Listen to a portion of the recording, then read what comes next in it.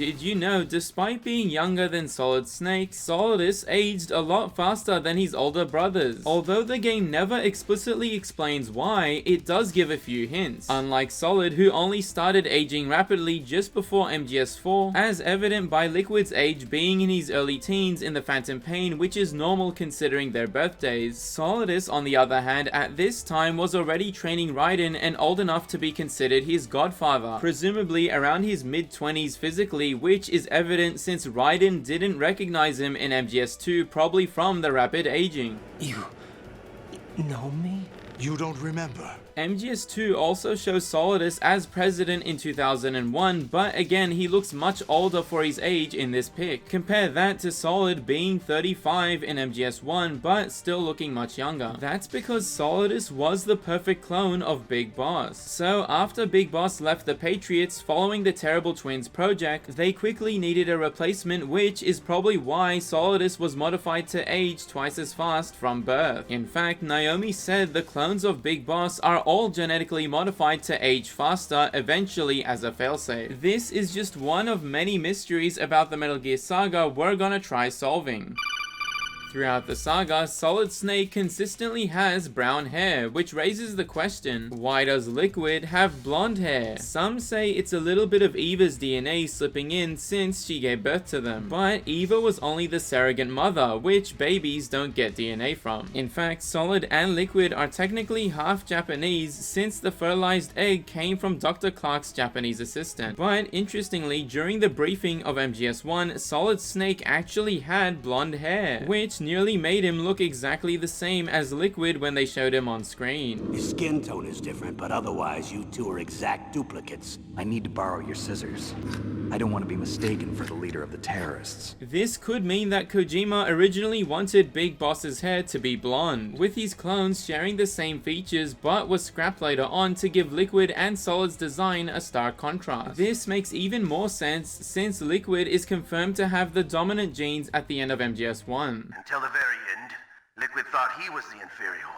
Keep in mind that Solid's resemblance to young Big Boss with brown hair only came 6 years later in MGS3. And I checked the Japanese version of the game, Liquid and Ocelot's explanation of their genes are translated correctly in English. And as a cool side note, Snake's Pliskin disguise was originally gonna have blonde hair in MGS2.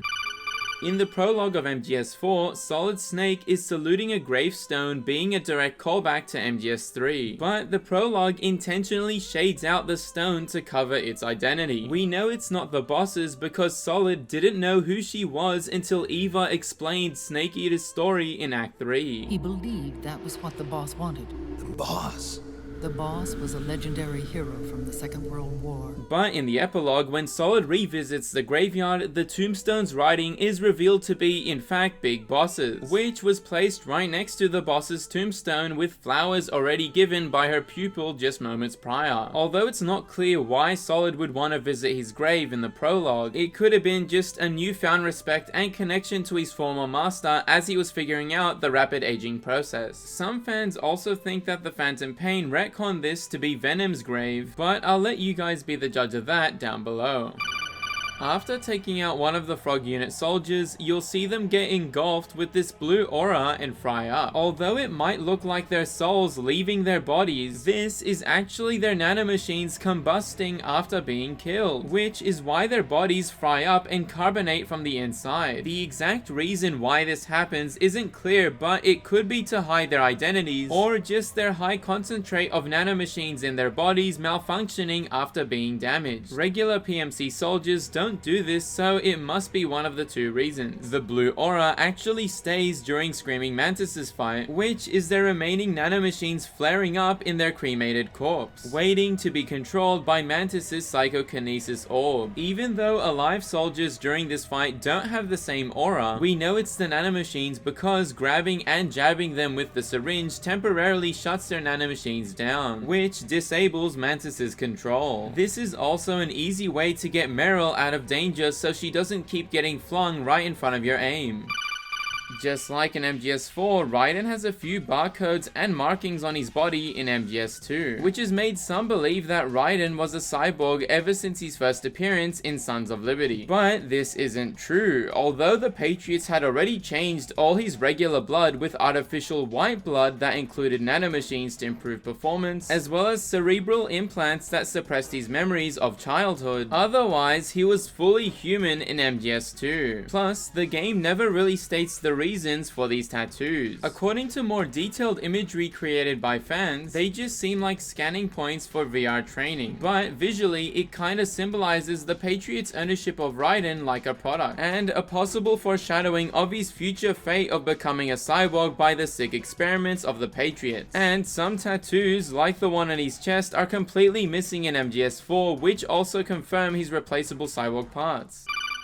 When Ocelot activated the SOP to shut down Soldier's nanomachines, it caused adverse effects on everyone. So then how does using the syringe help Snake get out of SOP when it also is meant to stop nanomachines? Which is why it has the same negative effects on soldiers when using it on them. Well, because Solid has first generation nanomachines, his variants don't actually shut down from SOP. Instead, Naomi theorized they acted in a different way. My body just seized up all of a sudden. This is normal.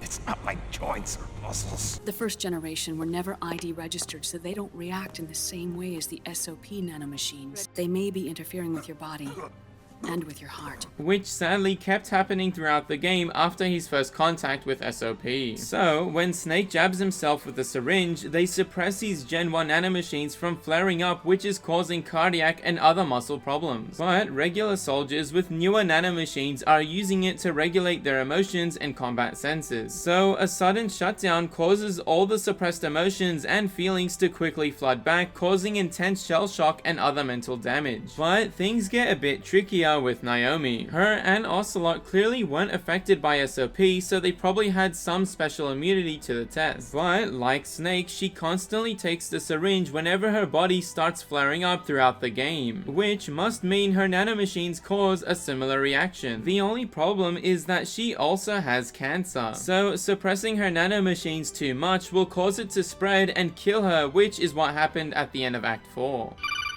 At the end of the Phantom Pain, Ocelot says this: Best change your face, too. But every time thereafter, Big Boss is shown looking the exact same, but just older. Even Ocelot said this to Solidus: You're the spitting image of Big Boss. So did Big Boss actually change his face through surgery to match Venom's original face? Well, some fans have suggested he actually did, but surgically changed his face back after Venom died. But I personally think it's stretching the lore a bit. Instead, just like how Naked Snake wore the Rykov mask in Snake Eater, he most likely would have also worn an even more detailed mask at the end of the Phantom Pain. Like Ishmael's face, which had no beard and a fake eye, successfully concealing his different features. In fact, he most likely used Ishmael's disguise without the bandages, since it's Venom's true appearance pre-surgery. But there's so much more cool details we uncovered about MGS4 in this video here.